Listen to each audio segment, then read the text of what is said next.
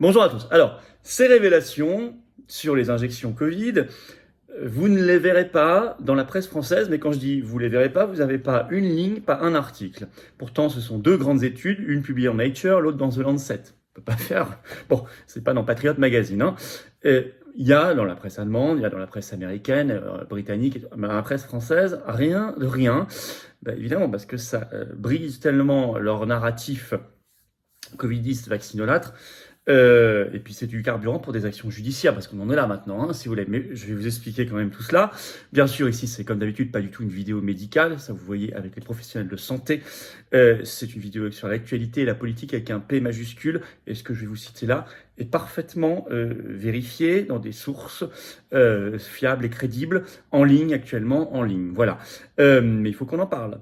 Il faut qu'on en parle parce que ce silence, cette omerta médiatique en France, politico-médiatique, parce que j'ai pas vu non plus les pseudo-partis d'opposition au Parlement s'en saisir de ce que je vais vous dire. Et pour cause, ils ont été complices de toute cette affaire covidiste également. Donc, on va voir ça aujourd'hui, c'est important. C'est important, il ne s'agit pas du tout de créer la panique générale, y compris si vous êtes injecté, hein, pour telle ou telle raison. Mais il faut évidemment qu'on aille vers les actions judiciaires. Vérité et justice. Hein. On n'était pas pour rien il y a quelques jours sous les fenêtres du ministre Rousseau en manifestation. Allez voir les vidéos sur ce sujet. Notamment avec Marc Doyer qui a été reçu par une conseillère de Rousseau. C'était une première, tant mieux.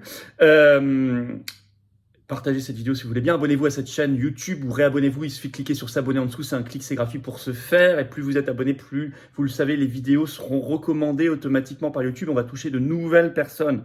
Et c'est comme ça qu'on trouve de nouveaux résistants, qu'on transforme des gens en résistants. Et on en a besoin. Donc grand merci à vous pour cet abonnement ou réabonnement à la chaîne. Peut-être que YouTube vous a désabonné. Vérifiez, ça arrive.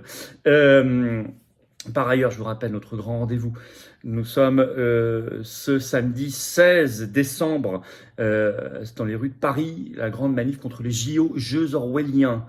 C'est-à-dire concrètement nos libertés, où que vous habitiez. Hein. Venez, c'est ouvert à tous. Ça va être en plus dans l'ambiance de Noël, donc faites venir tout le monde, les générations, ça va être sécurisé. Jeux orwelliens, pourquoi? Reconnaissance faciale pour la première fois autorisée en vidéosurveillance en France dans l'espace public. Et ce ne sera pas que en Ile-de-France. Hein. C'est le QR code pour se déplacer pendant les JO. Pareil, dans des bars, des restaurants, même chez des amis. L'inscription sur un registre numérique. Certains parlaient de confinement olympique. C'est les bouquinistes déménagés, détruits. C'est la mobilité x2 pour le ticket de métro, le prix, tout ça est inacceptable. C'est une pente totalitaire, nos libertés, nos libertés, nos libertés. Et on organise dans cette manif la désobéissance collective. Alors venez très nombreux, je vous attends. Samedi 16 décembre, rendez-vous 14h, place du Palais Royal à Paris. Faites savoir partout, il faut qu'il y ait un monde fou et ce sera une ambiance combative et magnifique. Une des plus belles manifs de l'année, vous allez voir avec Noël qui arrive. Pareil. Voilà, c'est parti, on y va. Injection, la grande révélation. Deux études, une majeure et l'autre, vous allez voir aussi plus spécifique, mais qui cassent leurs mensonges.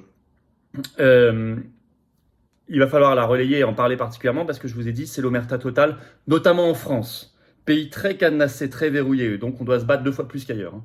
Et c'est pour ça qu'on le fait aux Patriotes. Alors l'étude choc, parue dans la revue scientifique Nature ce 6 décembre. Une étude faite par une équipe de 20 auteurs scientifiques, médecins, chercheurs de Cambridge. Donc on est vraiment, et c'est une étude relue par les pairs, etc. Bon, alors, elle est bien sûr technique, mais fondamentale. Je vais vous lire le résumé pour que tout le monde comprenne. Vous inquiétez pas, il ne faut pas avoir, je ne l'ai pas non plus d'ailleurs, de thèse en génétique pour comprendre ou en vaccinologie. Non. En pratique, je cite, l'étude parue dans Nature explique qu'un ingrédient nécessaire aux injections ARN messager, donc la 1-méthylpseudo-uridine, bon, mais ça c'est pas grave, vous n'êtes pas obligé de retenir, a un effet secondaire inattendu. Et il perturbe en fait la traduction de l'ARN un tiers du temps. Alors en fait, dans 25 à 30% des cas, nous dit l'étude. En glissant, entre guillemets, c'est leur terme, de temps en temps. Au lieu de produire la protéine spike, la protéine de pointe, qui était prévue, c'est ce qu'ils appellent minuscules erreurs de traduction créées d'autres types de protéines. Des protéines nouvelles, plus ou moins, disent-ils, absurdes, dans votre corps. Et il n'y a aucun moyen de prédire quel type de protéine sera créé. C'est vraiment aléatoire. Et ça se produit dans 25 à 30% des cellules. et non pas pour 25 à 30% des patients, comme le journal britannique The Telegraph, qui a quand même le mérite d'en parler, mais l'a faussement compris. Ça ne concerne pas 25 à 30% des gens, ça concerne pour tout le monde, en fait, 25 à 30% des cellules. Bien qu'il n'y ait pour le moment aucune preuve directe que les produits non contrôlés chez l'homme générés par cette affaire soient associés à des effets indésirables, c'est bien ce que dit l'étude. L'étude dit aussi qu'il est important pour toute utilisation future de cette technologie ARN messager, pour que ça ne tourne pas au fiasco, que la conception des séquences d'ARNM soit modifiée pour réduire ces événements de décalage des ribosomes. Alors, je disais attention, il se passe quelque chose qui était complètement inattendu, dans des cas assez nombreux, 25 à 30% des cas. On ne dit pas que c'est forcément problématique, hein, bon, évidemment, parce qu'il faut quand même que l'étude soit publiée. Ça, je vais en parler. Mais pour l'avenir, quand même, si vous voulez réutiliser l'ARNM, réfléchissez à ça. C'est ce que dit l'étude de Cambridge. Alors, évidemment, cette étude, oui, a été rédigée pour pouvoir être publiée. Régulièrement, vous verrez, si vous lisez l'étude, elle est en anglais, hein, les auteurs décrivent avec enthousiasme la technologie ARN messager, et ils disent qu'une fois que ce petit problème gênant aura été réglé, ce sera vraiment extraordinaire. Mais ils peuvent quand même écrire en conclusion, et ils écrivent en conclusion, écoutez bien. Le problème ne fait qu'engendrer une augmentation des risques de toxicité. C'est quand même écrit. Voilà. Ça, c'est le contenu général. On comprend que la presse française et M. Rousseau, ministre de la Santé, M. Véran, etc., n'aient pas très envie d'en parler, ni Ursula von der Leyen depuis sa tour de Babel et d'ivoire de Bruxelles. Bon, avec ses SMS. Alors en 2023, quand même, je rappelle, hein, le 2 octobre, ça a été annoncé le 2 octobre, le prix Nobel de médecine a été remis à l'américano-hongroise Katalin Karikó et à l'américain Drew Weissman pour justement leurs études, leurs travaux qui ont permis le développement des vaccins ARN messagers contre le Covid-19. Je cite la presse les a appelés les 2 pionniers des vaccins ARNM. On leur a justement remis le prix Nobel de médecine avant que cette étude ne sorte, sortie le 6 décembre. Et puis quand même, cette étude, elle fracasse les mensonges, ça c'est sûr. Les mensonges qui ont été faits au moment de la plus grosse campagne d'injection en France, c'est-à-dire qui a commencé fin 2020 et puis surtout 2021, début 2022, quand il y avait le pass sanitaire puis le pass vaccinal quasiment pour obliger les gens, y compris dans certaines professions. Par exemple, France Inter, au tout début de la première campagne d'injection, le 10 décembre 2020, l'article est toujours en ligne, sort cet article. Vaccin contre la Covid-19, c'est fake news qui circule et qui nous inquiète à tort. En disant notamment la technologie ARNM ne pose aucun problème, on maîtrise tout. Je vais vous lire un extrait de ce France Inter. Un vaccin dit ARN est un simple code génétique qui demande aux cellules de fabriquer une protéine spike. Alors vous avez vu, l'étude démontre que c'est finalement peut-être pas toujours ce qu'elle produit, pour faire croire au système immunitaire qu'il est infecté par le virus SARS-CoV-2 et qu'il fabrique des anticorps pour s'en protéger. France Inter continue. Si le grand public découvre l'ARN messager, cela fait en fait 20 ans que cette technique est expérimentée. C'est d'ailleurs une technique que l'OMS préconisait avec celle des vecteurs viraux en cas d'urgence contre celle à laquelle nous faisons face. Je lis toujours France Inter, à l'époque, en réalité, l'ARN messager est incapable d'interagir avec le noyau de nos cellules. Ah bah tiens. Et donc transcrire ces instructions dans l'ADN, notamment parce que c'est une toute petite séquence de l'ARN du coronavirus qui est introduite avec le vaccin.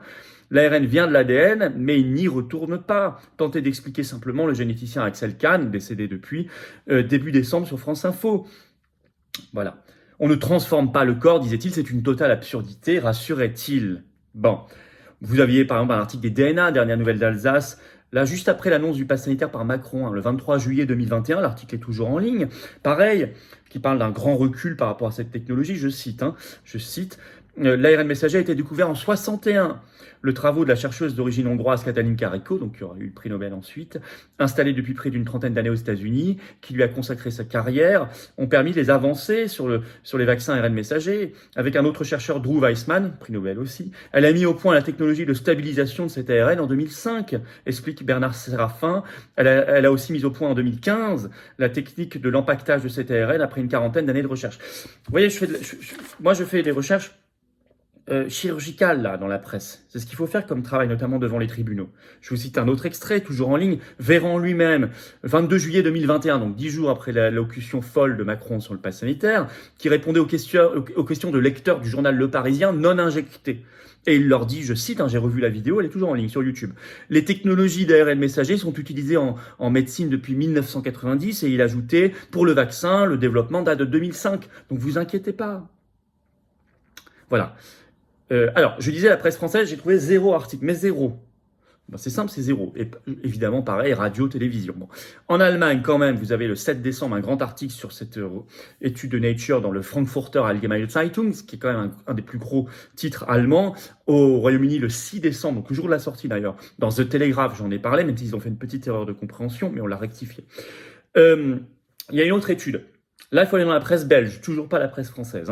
Dans le site en ligne d'information belge 7 sur 7 Actu, le 4 décembre, le titre « Des fragments d'ARN messager du vaccin contre le Covid détectés dans le lait maternel ». Est-ce inquiétant? Alors, conclusion, ils vous disent non, a priori, c'est pas inquiétant. Mais enfin, quand même, c'est détecté. Je vais vous dire que là aussi, c'est pas du tout ce qu'on nous disait à l'époque. Alors, je vais lire un petit bout de sur cette actu, c'est en ligne. L'étude menée sur 13 femmes en bonne santé ayant récemment accouché a analysé des échantillons de leur lait maternel.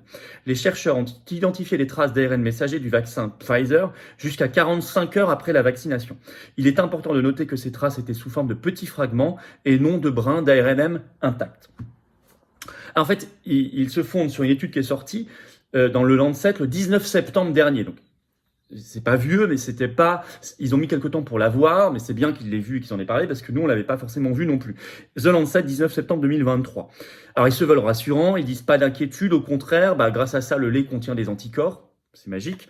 Mais le problème, c'est que sur le principe même de la transmission dans le lait maternel, par la mère injectée, et donc au bébé, c'est pas du tout ce qui nous était dit. C'est toujours en ligne, par exemple, le site spécialisé pourquoidocteur.fr, le 24 juillet 2021, donc au moment de la campagne liée au pass sanitaire qui venait d'être annoncé, disait l'inverse, je vais vous citer, c'est toujours en ligne. Covid-19, les vaccins RNM ne pénètrent pas dans le lait maternel, c'est le titre.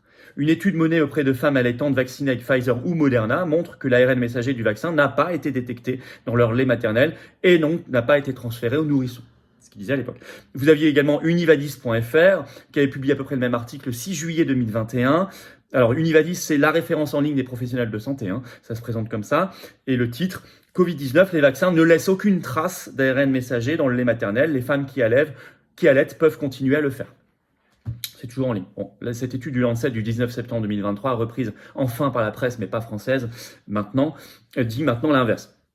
Voilà, alors ils vous disent, oui, mais a priori, c'est pas grave. Enfin, c'est quand même l'inverse. Il y a eu mensonge. Voilà. Au moment le plus critique, au moment où il y avait des millions de gens qui se précipitaient vers l'injection, y compris évidemment des femmes enceintes. Et l'OMS aujourd'hui recommande toujours l'injection pour les femmes enceintes officiellement. Vous pourrez vérifier sur le site de l'OMS. Quand je dis qu'il faut quitter cette structure, il faut la quitter.